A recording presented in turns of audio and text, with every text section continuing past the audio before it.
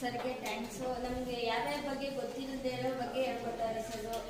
ಮತ್ತು ನಮಗೆ ಥೈರಾಯ್ಡಿಂದ ಹೆಂಗಾಗುತ್ತೆ ಅಂತಲೂ ಹೇಳ್ಕೊಟ್ರು. ಮತ್ತು ನಾವು ಏನು ತಿಂತೀವಿ, ಏನು ಮಾಡ್ತೀವಿ, ಏನು ತಿನ್ನಬಾರ್ದು ಅಂತೆಲ್ಲ ಹೇಳ್ಕೊಟ್ರು.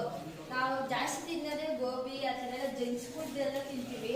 ಅದರಿಂದ ಸರ್ ಹೇಳ್ಕೊಟ್ರು. ಆದ್ದರಿಂದ ಸರ್ಗೆ ಥ್ಯಾಂಕ್ಸ್.